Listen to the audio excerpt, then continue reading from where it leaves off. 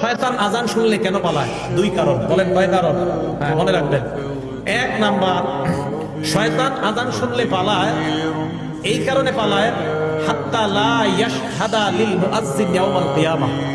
শয়তান যেন কিয়ামতের ময়দানে মুয়াজ্জিনের পক্ষে সাক্ষী না দেয়, তাই শয়তান পালায়। হাদিসে আসছে আজান যেই শুনবে সেই সাক্ষী দিবে। তো শয়তান যদি শুনে ও তো সাক্ষী দিতে হবে, তাই শয়তান পালায় যায় যেন মুয়াজ্জিনের পক্ষে আল্লাহর কাছে সাক্ষী দেওয়া না লাগে। এক নাম্বার, এই কারণে পালায়। দুই নাম্বার, শয়তান পালায়, ইবনে হাজার আসকালানী রাহমাতুল্লাহি আলাইহি বুখারী শরীফের ব্যাখ্যা গ্রন্থ লেখছে ফাতুল বারী 2 নম্বর খণ্ড 87 নম্বর পৃষ্ঠায় উনি লেখেন, লিআন্নাল আযানা দুআউন ইলা সালাতিল মুশতামিলা। কেননা আজান এমন এক আহ্বান, যে আহ্বান মানুষকে নামাজের দিকে ডাকে। এমন নামাজ, যে নামাজ মুশতামিলাতুন আলা সুজুদিল্লাযী আবা, যেই নামাজের মধ্যে সিজদা আছে, আর ওই সিজদা শয়তান অস্বীকার করেছে আল্লাহর সামনে। আল্লাহ বলছিল উসজুদু লি আদম, শয়তান সিজদা করে নাই। আল্লাহ বলছে শয়তানকে, ইবলিসকে বলছে উসজুদু লি আদম, আদমকে সিজদা করো। ইবলিস সিজদা করে নাই। বলেন তো মুয়াজ্জিন আজান দিলে আমরা যে ইবাদত করতে যাই, এটার নাম কি? নামাজ। নামাজের মধ্যে সিজদা আছে না নাই?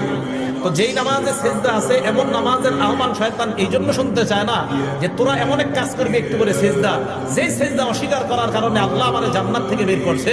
আমি এমন আজান শুনতে চাই না, তাই শয়তান আজান শুনলে পালায়া যায়, যেন ও আপনার আর আমার বন্ধু না হয়। কারণ ও তো সিজদা অস্বীকার করে, আমরা সিজদা স্বীকার করি, ও অস্বীকার করার জন্য পালায়া যায়। এই দুই কারণে